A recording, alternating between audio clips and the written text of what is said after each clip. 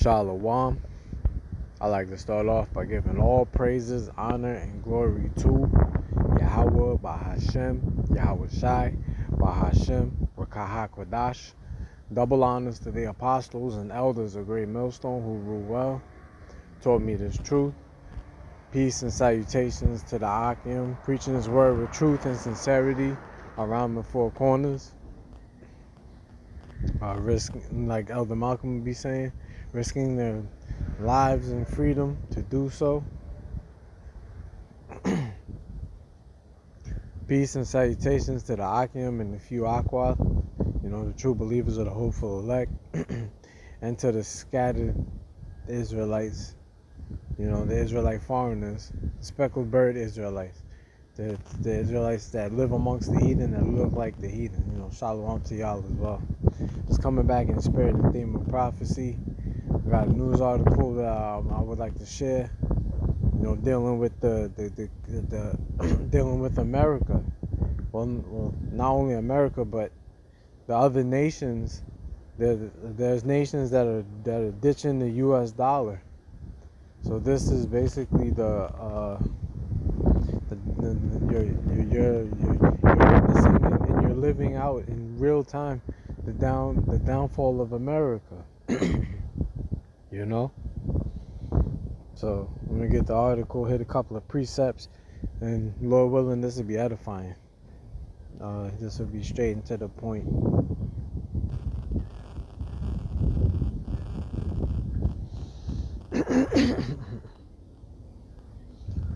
All right. I believe this is from Union Radio. It says, "Say goodbye to the dollar in these 11 countries in 2025." It says, "It will no longer be valid and you will not be able to use it after that date."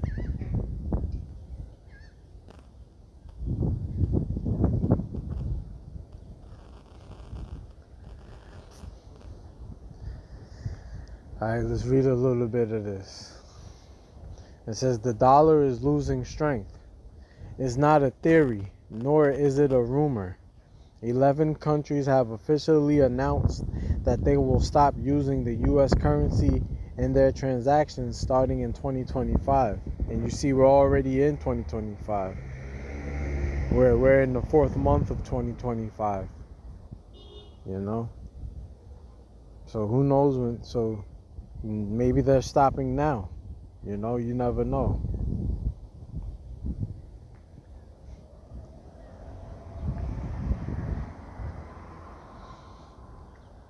It says 11 countries have officially announced that they will stop using the U.S. currency in their transactions starting in 2025. And this news comes just as the country is going through one of the most complicated economic moments in recent years. The goal is clear: to strengthen their own economies, reduce the influence of the United States, and start operating with their own currencies. Like it tells you in the book of Joel, let the weak say, "I am strong." So this is this biblical prophecy coming to pass right before our eyes. America's done. It's official.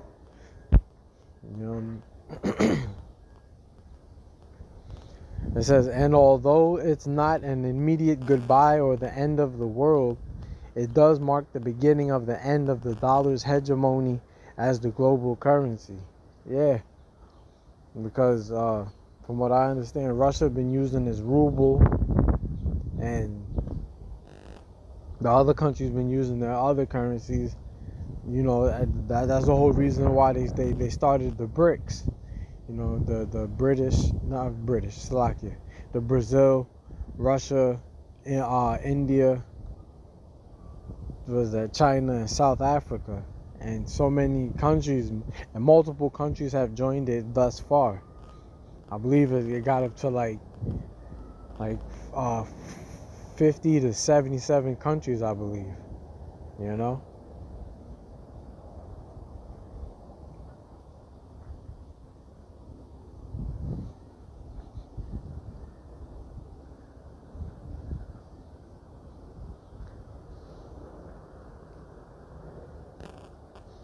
Let's read a little bit more. It says the dollar no longer rules like it used to. It says for decades the dollar has been the undisputed king of international trade. Since World War II, there was no currency that came close. It says black gold, raw materials, international reserves. Everything revolved around the green bill, which ended up consolidating itself as the main international reserve currency.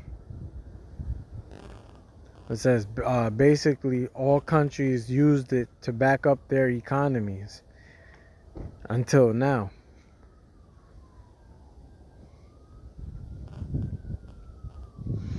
Yeah, because all these countries are tired of having America over them. You know, America reneges on its treaties, on its pacts. It only worries about itself. You know, like Trump. Trump put tariffs on his allies, Canada and Mexico, and the EU. You know, like it tells you in the book of the Apocrypha. In the Apocrypha, I believe it's Ecclesiasticus, the 14th chapter. It says, "He that is evil to himself, to whom will he be good?" You know, like if you put tariffs and on your allied countries, then what are you going to do to your enemies? You know, if you treat your friends like your enemies, you won't have any friends later on, in quick time as well. It says 80% of global trade is still done in dollars, but there are already clear signs that this dominance is starting to crack. And it's not alarmist media saying it. It's people like Joyce Chang, Global Research Chair at JP Morgan. The dollar may hold on for a few more decades, but its power is not what it once was. It seems the currency is starting to weaken, and that's biblical prophecy. You know, before actual war breaks out, you have economic wars. You know, wars over the money, trade wars, things of that nature, war over commerce, and that's what you're seeing.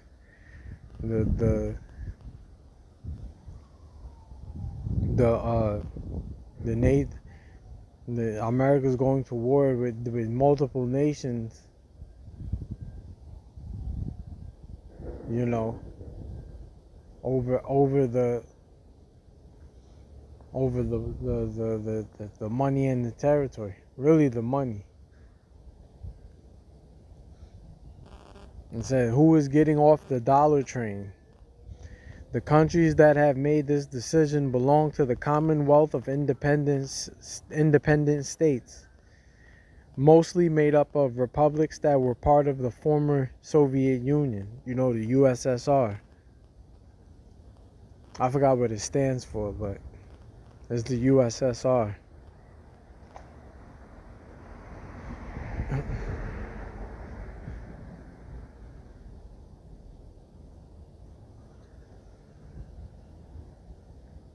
And here's a I believe these are the 11 countries.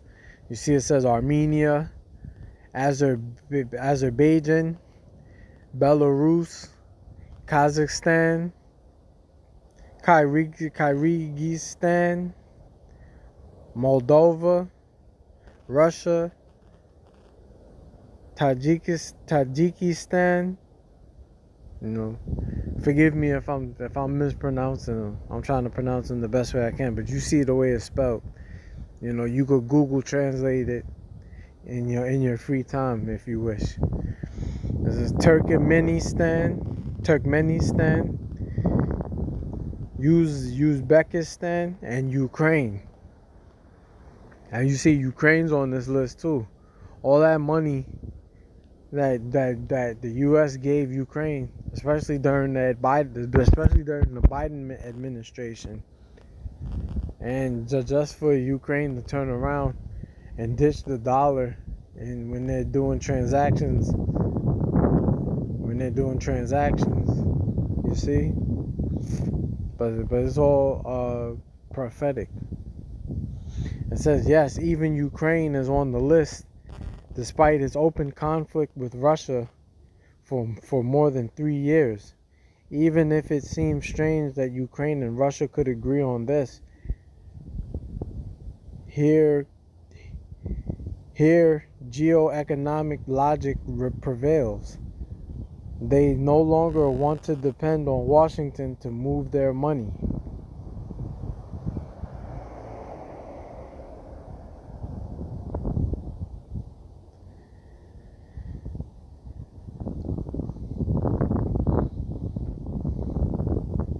You see, so all of those sanctions that America has put on these other nations has backfired on them, you know?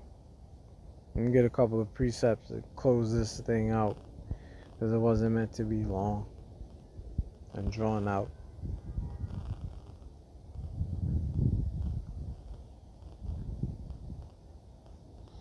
This is the book of Jeremiah, chapter 49, starting at verse 7. And you see it reads prophecy against Edom. It says, concerning Edom, thus saith the Lord of hosts, is wisdom no more in Teman? Is counsel perished from the prudent? Is their wisdom vanished?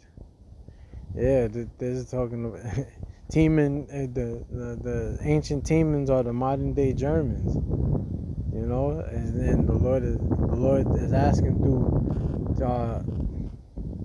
the prophet Jeremiah if their wisdom has vanished, you know, or has the counsel perished from the wise. Because America seems to be making these Edomites, not only America, but these Edomites in general, even the overseas Edomites, they seem to be making, you know, dire mistakes as they go along, and they keep on going along with the mistakes that they're making. You know, they're just going full steam ahead with their plans, which are going to harm them in the future more than helps them. Verse 8, it says, flee ye, turn back, dwell deep, O inhabitants of Dedan, for I will bring the calamity of Esau upon him, the time that I will visit him. Yeah, and as you can see, the Lord is bringing the calamity. Let's look up this word calamity.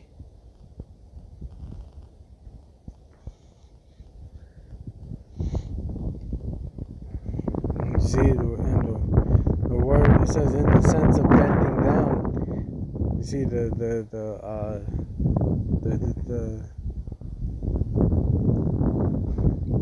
definitions right here. It says distress, burden, calamity. It says burden of the righteous, calamity of nation, disaster of wicked, day of calamity. Going to the Strongs. It says in the sense of bending down, oppression, by implication, misfortune, ruin, calamity, destruction. So it's clearly evident that the Lord is bringing the misfortune and the ruin, the destruction of Edom, Esau, Edom. This is how we know that the Lord is visiting Esau, because he's bringing his destruction. To collapse a nation's money supply, for nations not to deal with the dollar anymore, that means that the hyperinflation is going to take place in the United States. You know, we're already experiencing inflation. You know, eggs is like $8 to $10. You know, the cost of avocados is like $2.50 to $5. You know, and hyperinflation now it's going to be like $20 for eggs, $30 for eggs. You know, a loaf of bread gonna cost $10, $15, $20. you know, because the more nations, the more countries that ditch the US dollar, the weaker it becomes. And this is all prophecy. This is beautiful. Let me get this. Gotta get this. This is the book of Ecclesiasticus or Sirach, chapter 25, verse 7. And it reads, "There be 9 things which I have judged in mine heart to be happy, and the 10th I will utter with my tongue. A man that hath joy of his children, and he that liveth to see the fall of his enemy." And right now, what a beautiful time to be alive. We're watching the downfall of Esau Edom and his empire. We're watching every day that passes is another day that a piece of it crumbles and gets destroyed. The Lord is destroying it from the inside out, you know? Then this is beautiful news.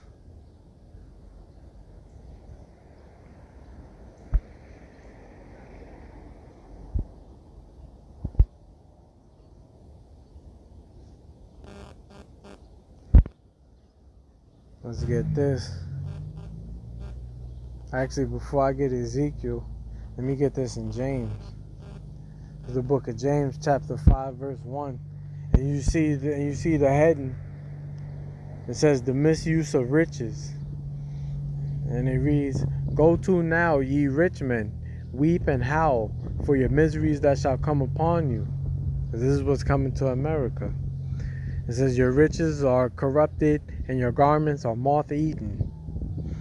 Your gold and silver is cankered, and the rust of them shall be a witness against you, and shall eat your flesh as it were fire. Ye have heaped treasure together for the last days." And this is what Esau has done. You know, all these nations are clicking up together, doing business with each other. You know,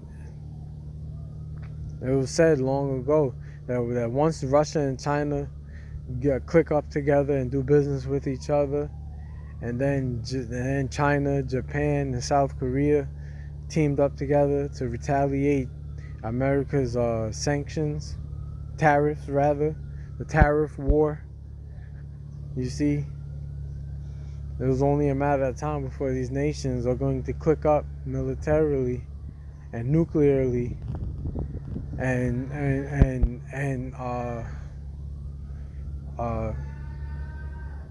what's that called? Shoot.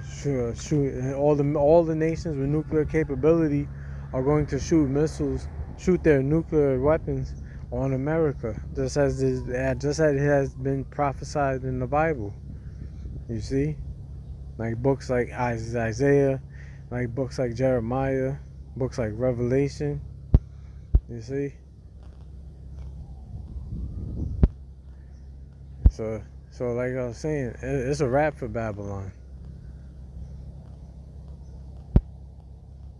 All right, let's go to Ezekiel chapter 17, verse 24. It says, "And all the trees of the field shall know that I am the Lord, that I, the Lord, have brought down the high tree, have exalted the low tree, have dried up the green tree, and have made the dry tree to flourish. I, the Lord, have spoken and have done it." Yeah, and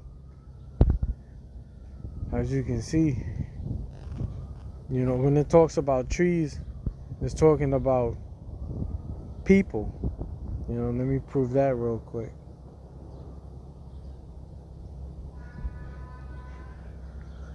Talking about nations and people. This is the book of Mark, chapter 8, verse 24. Actually, I started at 22. So you can get context, get the meat off the bone. It says, "And he cometh to Bethsaida, and they bring a blind man unto him, and besought him to touch him. And he took the blind man by the hand, and led him out of the town. And when he had spit on his eyes, and put his hands upon him, he asked him if he saw aught. And he looked up and said, I see men as trees walking. You see? So when you go back to Ezekiel chapter 17, verse 24,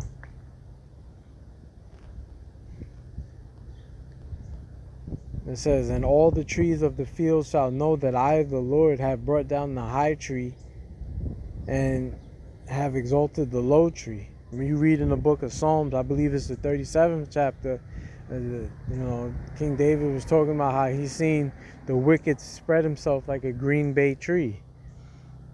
You know, that high tree being Esau and the low tree being Jacob. You know, have dried up the green tree. The green tree represents Esau.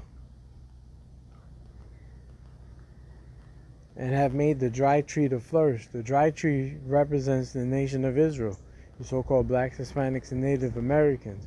Because there's no denying that the nation of Israel is on the bottom of the totem pole. And that's scriptural as well. You know, we're under the curses. That's how you know that we are the children of Israel.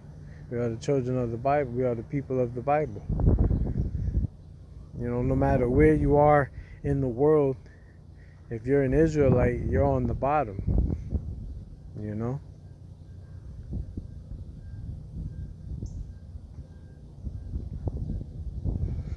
So, like it says, and all the trees of the field shall know that I, the Lord, have brought down the high tree and have exalted the low tree and have dried up the green tree and have made the dry tree to flourish. I, the Lord, have spoken and have done it. You see, so the Lord has already spoken. So who can turn back the words of the Heavenly Father? The answer is nobody. He's going to make haste. He's going to make it happen in his time. So we can't wait, you know. But anyway, Lord willing, you was edified. Till next time, we're going to say shalom to the elect.